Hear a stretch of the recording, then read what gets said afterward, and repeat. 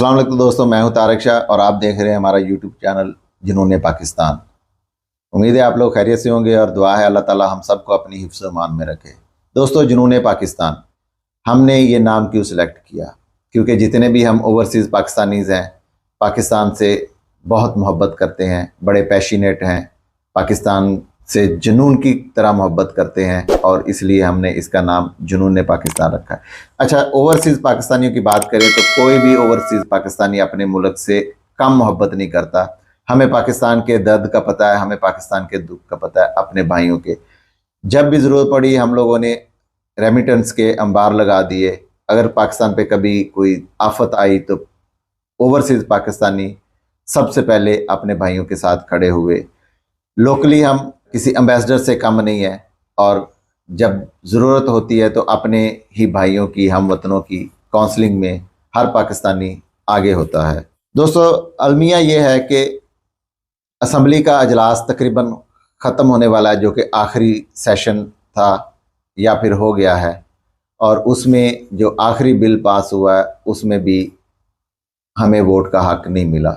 और उम्मीद है कि अदालतों में केस लगे हुए हैं। अल्लाह करे कि इलेक्शन से पहले हमें ये हक मिल जाए और हम अपनी मर्ज़ी से अपनी कोई हुकूमत जिसको हम समझते हैं इलेक्ट कर सकें।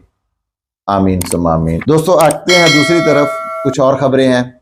आज पीटीआई सदर चौधरी परवेज़ इलाही को एक अच्छा रिलीफ मिला है अदालतों से, और उसके बाद पीडीएम में जो फड्डा शुरू होने वाला है ना, ये आप आइंदा कुछ दिनों में देखेंगे। उसकी बुनियाद तो पहले से डल गई थी, लेकिन आज राना साहब की जो प्रेस कॉन्फ्रेंस है इसने बड़ी जगह पे आग लगाई है, और जो कल जिसका धुआं आप देखेंगे। खान साहब के लिए एक बड़ा तगड़ा फैसला आने वाला है और वो उनके हक में फैसला आने वाला है।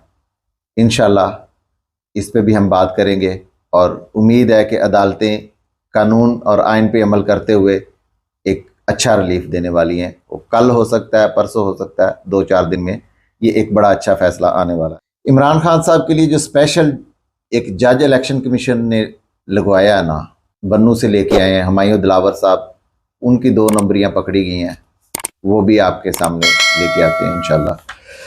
और असम्बली में जो आखिरी तकरीर हुई है, जो कि एक हारे हुए 13वें खिलाड़ी की तकरीर शहबाज साहब की, उस पर थोड़ी सी बात करेंगे। एक और पाकिस्तान के ख़िलाफ़ जो बड़ी देर से साजिश हो रही थी, उस पर भी हम बात करते हैं। परवेज़ इलाही साहब के जो 5 मुकदमात एंटी करप्शन के चल रहे थे, उनमें 4 में तो वो डिस्चार्ज हो गए थे और एक पे वो ज़मानत पे रहा हो चुके थे, लेकिन उसका इंतज़ामिया ने, पुलिस ने, क्योंकि वो उनको छोड़ना नहीं चाहती जब तक वो प्रेस कॉन्फ्रेंस नहीं करते, पीटीआई को नहीं छोड़ते, इस वजह से कहा कि जी अदालत ने रोबकार ही गलत जमा करवाई है। कर लो गल, अदालत ने रोबकार जमा गलत करवाई है, उसमें टेक्निकल गलतियां हैं, मतलब कि वो अदालत से सुपीरियर हैं। पुलिस वाले, जेल वाले अदालत से अपने आप को बेहतर समझते हैं और उसकी बिना पर छोड़ नहीं रहे उनको, और उस पर उनको तौहीन अदालत का नोटिस भी इशू हो चुका है, लेकिन वो भुगत लेंगे, इनको नहीं छोड़ेंगे। अच्छा, इस पे जो है ना, उन्होंने एक दरख्वास्त दी थी कि मेरे खिलाफ जितने भी मुकदमात हैं, क्योंकि उनको एक अदालत से ज़मानत मिलती है और अदालत से रिलीफ मिलने के बाद जेल के अंदर से ही गिरफ्तार कर लिया जाता, दोबारा जेल से बाहर भी नहीं आने देते, वहीं से गिरफ्तार करके उनको दूसरे मुकदमे में कर देते। तो उन्होंने दरख्वास्त दी थी कि मेरे सारे मुकदमात की तफसीलात मुझे दी जाए ताकि मैं उसके मुताबिक अपने लॉयर्स हासिल कर सकूँ। तो उस पर जो है अदालत ने सारी तफसीलात मांग ली हैं और उनको किसी भी अननोन मुकदमे में गिरफ्तार करने से मना कर दिया है। मैं समझता हूँ कि ये एक बड़ा अच्छा रिलीफ है और हो सकता है कि 1-2 दिनों में वो रिहा भी हो जाए। अच्छा, आगे चलते हैं। पीडीएम की जो लड़ाई है ना, ये अब आहिस्ता आहिस्ता खुल के सामने आ रही है। सबसे पहले तो एमक्यूएम 1-2 महीने से वो पर तोड़ रही थी, उसके बाद फिर इनके अंदर की बातें होना शुरू हो गई। शायद खकान अब्बासी साहब, उनको आप पिछले 4 महीने से देख रहे हैं, फिर मुफ्ता इस्माइल साहब, उनको कौन भूल सकता है। ये सब चीज़ें चलती चलती आप पार्टियां टूटने पे बात आनी शुरू होगी। पार्टियां टूटने मतलब इत्तेहाद टूटने पे। इसमें जो हमारे इंटीरियर मिनिस्टर है राना सनाउल्लाह साहब, उन्होंने आज एक प्रेस कॉन्फ्रेंस की है और उन्होंने वाज़ेह पैगाम दे दिया है पीपी को, जो 2 महीने पहले उनसे मुज़ाकरात कर रही थी कि हमें जनूबी पंजाब पूरा दे दिया जाए, हमें लाहौर में सीटें दी जाए, हमें इतने एमपी दिए जाए, इतने एमपी, और उस वक्त वो इस चीज़ को मान भी रहे थे। लेकिन आज उन्होंने कहा कि जी हम पूरे पंजाब में सारे एमएनए और एमपीज़ पे अपने बंदे खड़े करेंगे और हम किसी से इत्तेहाद नहीं करेंगे, और ये एक वाज़ेह पैगाम दे दिया है। अब देखते हैं कल पीपल पार्टी से क्या जवाब आता है, और कोई तगड़ा जवाब आने की उम्मीद है। और हो सकता है इलेक्शन से पहले इनकी नूरा कश्ती शुरू हो जाए, क्योंकि इनको लगता है कि ये इकट्ठे रहेंगे तो बिल्कुल नहीं जीतेंगे, लेकिन जीतेंगे ये अलग-अलग होके भी नहीं है, क्योंकि खान साहब इनके हाथ नहीं आने वाले। ये अपनी नूरा कश्ती शुरू करते हैं तो वो बच के निकल जाते हैं और 10 गज आगे चले जाके खड़े हो जाते हैं, तो वो तो इनके हाथ नहीं आने वाले। अब इनकी आपस में लड़ाइयाँ शुरू होंगी। इनको लगता है कि इस तरह कुछ सीटें ये निकाल लेंगे, लेकिन अवाम अब बेवकूफ़ नहीं है और ना ही बेवकूफ़ बनेगी। आगे चलते हैं। इमरान खान साहब के लिए अल्लाह ताला की तरफ से जो एक ब्लेसिंग इन डिस्गाइज जिसे कहते हैं ना, वो लतीफ़ खोसा साहब है। उन्होंने आज लाहौर हाई कोर्ट में एक दरख्वास्त दायर की कि इमरान खान साहब जो कि उनके मौक्कल हैं, उनकी जितनी भी मुकदमात हैं वो सारे, चूँकि एक ही नौयत के मुकदमात हैं, और हमारे सुप्रीम कोर्ट का इससे पहले फैसला आ चुका है कि जितने भी एक किस्म के मुकदमात हैं वो सब एक मुकदमे में होते हैं।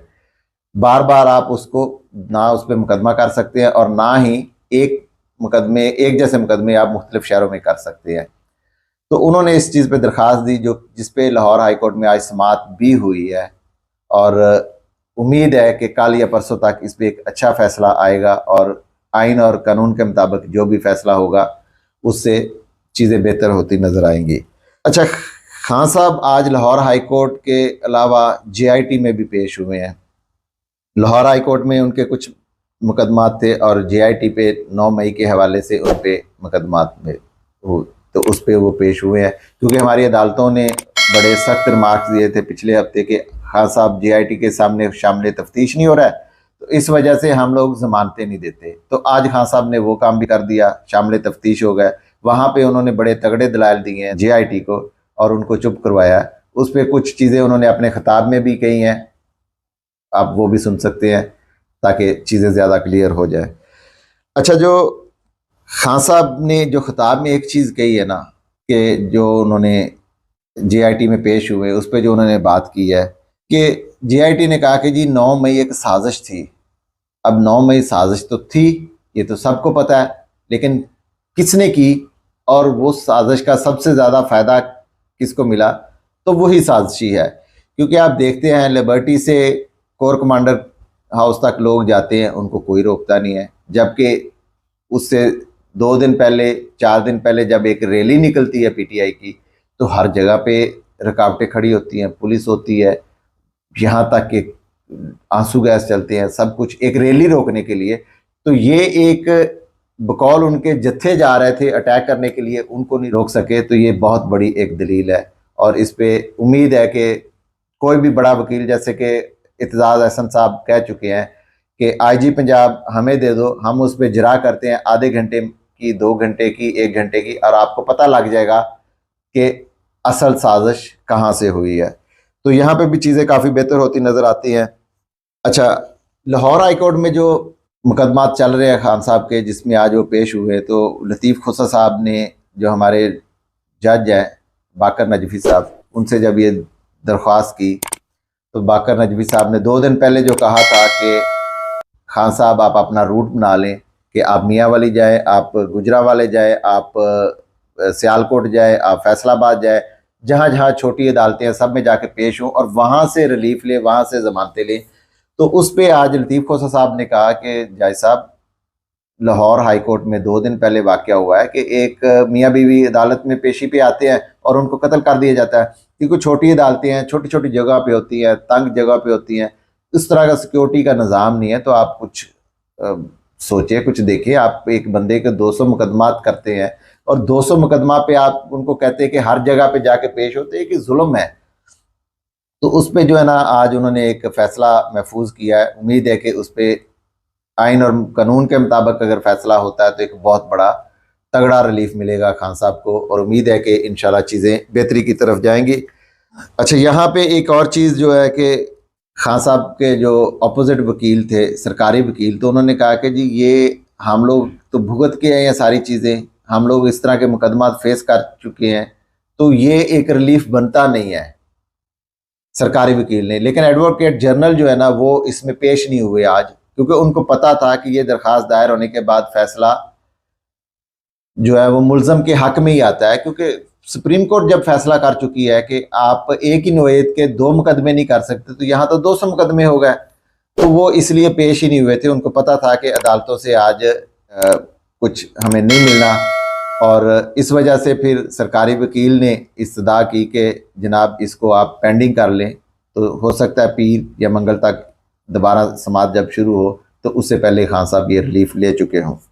अच्छा, तो और एक चीज़ पे जाते हैं कि हमारे जो कानून में ये चीज़ ऑलरेडी कानून में भी मेंशन है कि अगर एक से ज़्यादा मुकदमे हों तो जो मुलज़म है वो इस चीज़ पे दरख्वास्त दे सकता है कि उनके सारे मुकदमात एक ही जज और एक ही अदालत में लगें, ताकि उसको सफ़र ना करना पड़े, उसको दूसरी अदालतों में ना जाना पड़े। तो ये चीज़ें जो है ना सारी बेहतरी की तरफ जाती नज़र आती हैं।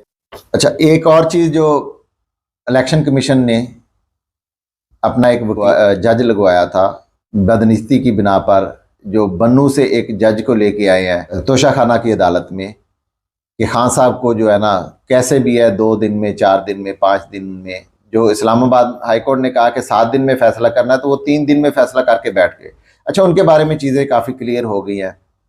उनके बारे में जो चीज़ें क्लियर हुई है कि उनके पुराने social media accounts, Facebook, Twitter और दूसरे जो अकाउंट्स हैं, उसमें इमरान खान मुखालिफ मवाद अच्छा खासा मिला था, जो कि बाद में उन्होंने ट्विटर तो सारे ट्वीट्स तो डिलीट कर दिए, लेकिन फेसबुक पेज उन्होंने ब्लॉक कर दिया अपना। और उनके कुछ जो पीछे हाउसिंग सोसाइटी है उनके भाइयों की, उस पर जो है वो अपना एक तगड़ा रिलीफ ले रहे हैं, तगड़ा अपना एक फ़ायदा उठा रहे हैं। तो ये सब चीज़ें जो है ना पीडीएम से उनको मिल रही हैं, और वो इसलिए चाहते हैं कि जल्दी जल्दी फैसला हो जाए। अब हायर अदालतें भी देख रही हैं, सुप्रीम कोर्ट और हाई कोर्ट्स के ये बातें किस तरफ जा रही हैं। उम्मीद है कि ये फैसले आगे जाके अगर कोई गलत आते भी हैं तो चैलेंज होंगे और आइन और कानून के मुताबिक होंगे। अच्छा, एक चीज़ जो है ना बड़ी तकलीफ दह चीज़ पाकिस्तान के लिए शुरू हो गई है। पाकिस्तान के जो प्रोफेशनल्स हैं ना, जितने पढ़े लिखे लोग हैं, पहले तो 5 लाख थे, फिर 6 लाख, फिर आज की रिपोर्ट के मुताबिक 12 लाख पाकिस्तानी पढ़ा लिखा नौजवान मुल्क छोड़ के बाहर चला गया है रिज़्क की तलाश में।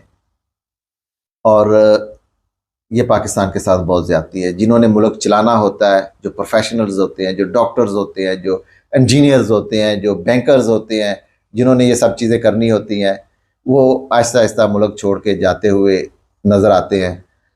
उम्मीद है कि पाकिस्तान के साथ अच्छी चीज़ें हों आगे जाके। और लास्ट जो है असम्बली का आखिरी इजलास आज 14 जुलाई है, कल 15 हो जाएगी जब आप व्लॉग सुन रहे होंगे। तो 14 अगस्त को असम्बली तकरीबन ये ख़त्म होगी बाय लॉ। उससे पहले ये आखिरी सेशन चल रहा है, जो कि आज ख़त्म हो गया होगा या फिर कल ख़त्म हो जाएगा। उसमें जो हमारे प्राइम मिनिस्टर है, उन्होंने जो अपनी विनिंग स्पीच की है वो एक हारे हुए खिलाड़ी की स्पीच है। उसमें उन्होंने जो अपनी वाहिद एक कामयाबी गिनवाई है वो ये है कि 1 अरब 20 करोड़ डॉलर उन्होंने IMF से कर्जा ले लिया है। वो कर्जा जो कि इमरान खान साहब के सिग्नेचर से हुआ है और इमरान खान साहब की अप्रूवल से हुआ है, मिला है। वो कर्जा उनकी एक वाहिद कामयाबी उन्होंने सुनाई है आज कौम को। अल्लाह ताला पाकिस्तान का हामी नासर हो और हम सब को अपनी हिफ्ज़-ओ-मान में रखे। पाकिस्तान जिंदाबाद।